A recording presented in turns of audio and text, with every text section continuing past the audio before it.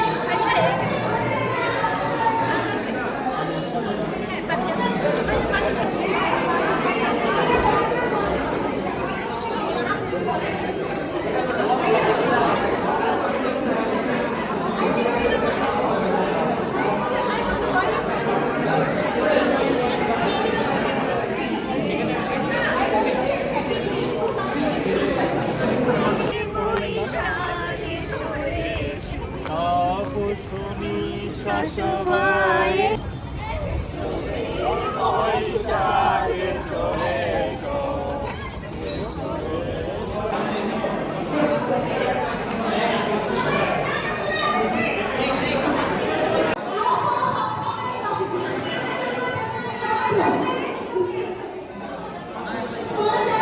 আজকে আমরা সবাই একসঙ্গে হয়েছি আমাদের ছোট্ট একটা বাংলাদেশকে সবাইকে রিপ্রেজেন্ট করার জন্য। আসলে মূলত এই উদ্যোগটা খুবই কম সময় নেওয়া হয়েছে, আমরা আসলে বুঝতে পারি এত সাড়া পাবো। মূলত উদ্দেশ্য ছিল আমরা বাংলাদেশের পরিবারটাকে কাছে রাখবো, বাংলাদেশটাকে ধারণ করব, বাংলাদেশের পোশাকটাকে তুলে ধরবো বিশ্ব দরবারে। সেরকম একটা উদ্দেশ্য নিয়েই আমার প্রথমে পথ চালা। সেই সঙ্গে আমার একটা বড় টিম হয়ে গিয়েছে, আমরা সবাই মিলে স্টুডেন্ট একটা পরিবার, আমরা সবাই চেষ্টা করেছি পরিবারকে একত্রে করা। যেরকম হয় আমরা দূর দেশ থেকে দেশের প্রান্ত ছাড়িয়ে এত দূরে বসবাস করছি, দেশকে খুবই অনুভব করি ভেতর থেকে, সবাই অনুভব করে। সেক্ষেত্রে হয় অনেকে ইমোশনাল হয়ে যায়, হোম সিকনেস হয়ে যায়। এই ধারণটাকে আমরা ফিল করানোর জন্য রমনার বটমূলকে আমরা কেন্দ্র করে পান্তা ইলিশটাকে সবার কাছে আমি উপস্থাপন করেছি, আমি এবং আমার টিম। সেটাকে পূজ্য রেখে আমরা ফিল করছি যে হ্যাঁ, এটাই আমাদের বাংলাদেশ। আপনারা পিছনেই দেখতে পাচ্ছেন আমাদের কেমন অনুভূতি হতে পারে। পুরো বাংলাদেশে একটা জমজমাট ভাইব আমরা তুলে ধরেছি।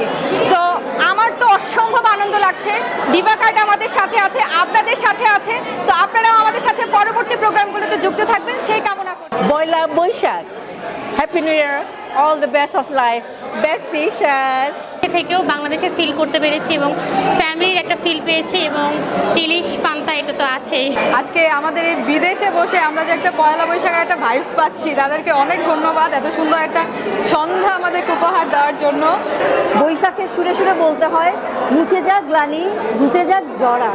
আমি এই প্রোগ্রামে এসে আসলে আমার গ্লানি মুছে কিছু সময়ের জন্য আমরা এত আনন্দ করলাম, এত ফুর্তি করলাম, বাঙালি খাওয়া দাওয়া সবই হলো। সত্যি ফ্যামিলি এনজয় পেয়েছি, প্লাস অনেক আনন্দ করেছি, আমরা অনেক মজা করেছি। ইনশাল্লাহ সামনের বছর যেন আরও ভালো হয়। বাংলাদেশের যে কালচারটা তারা এত সুন্দরভাবে তুলে ধরতে পারছে, এজন্য আমাদেরকে গর্বিত মনে হচ্ছে এখানে আসে। আমি আজকে মালয়েশিয়ার মাটিতে বসে থেকে মনে হচ্ছে যে না, আমরা আসলে একটা বাংলাদেশে আছি। সো এই বিষয়টা আসলে আমাদের জন্য অনেক বড় পাওয়া। এবং আমরা যেটা দেখে এসেছি বাংলাদেশে যে রমনার বটমূলে পান্তা ইলিশ খাওয়া হয়, অ্যাজ লাইক সেম আমাদের এখানেও পান্তা ইলিশ ছিল। বাংলাদেশি যে ট্রেডিশনাল ফুডগুলো সবগুলো আমাদের এখানে ছিল।